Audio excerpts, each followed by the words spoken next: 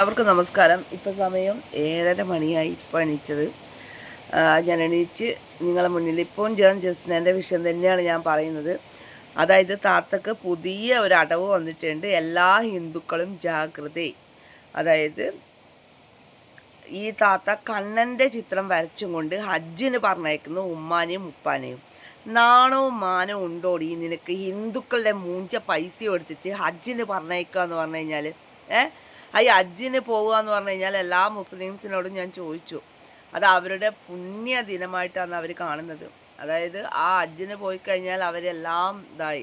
അങ്ങനെയുള്ള ആ ഒരു സ്ഥലത്ത് ഹിന്ദുക്കളിൽ നിന്നും വാങ്ങി പിരിച്ച പൈസ എന്നിട്ട് കൊണ്ടുപോയിട്ട്, അതായത് ഹിന്ദുക്കളെ ഒരു വിശ്വാസത്തിനെ വിറ്റ് കിട്ടുന്ന ഒരു പൈസ അവിടെ കൊണ്ടുപോയിട്ട് നിങ്ങൾ ഹജ്ജിന് കൊടുക്കുക.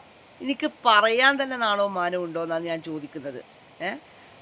അതായത് നമ്മളൊക്കെ വിശ്വസിക്കുന്ന, ആരാധിക്കുന്ന, നമ്മൾ പ്രാർത്ഥിക്കുന്ന കൃഷ്ണനെ വിറ്റും കൊണ്ടിട്ട് നീ ഹജ്ജിന് പോവുക. നടക്കും മോളെ, നടക്കും. സകല ആൾക്കാരോടും എനിക്കൊരു അപേക്ഷ മാത്രമേ പറയാനുള്ളൂ. ദയവ് ചെയ്തിട്ട് എല്ലാ ഹിന്ദുക്കളും ഇവൾക്കെതിരെ പ്രതികരിക്കുക. എനിക്കതേ പറയാനുള്ളൂ. ഇവള് കുറേ കാലങ്ങളായിട്ട് നമ്മളെ ഹിന്ദുക്കളെ പറ്റിച്ചുകൊണ്ടേയിരിക്കുകയാണ്. ആ പറ്റിക്കൽ നിങ്ങളായിട്ട് ഒന്ന് നിർത്തി കൊടുക്കുക. കാരണം ഇഷ്ടമായിട്ട് നമ്മളെ ഹിന്ദുസിൻ്റെ ഇടയിൽ തന്നെ കൃഷ്ണനെ വരക്കുന്ന ഒരുപാട് ആൾക്കാരുണ്ട്.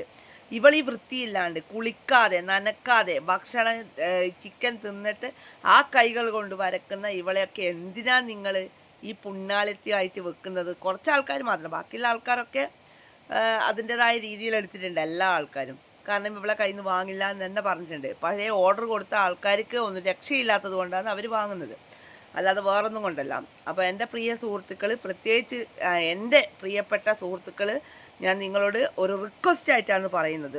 അതായത്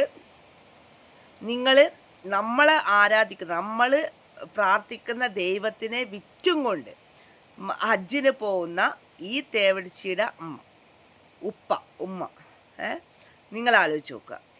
ആലോചിച്ചിട്ട് മറുപടി പറയാം. ഓക്കെ.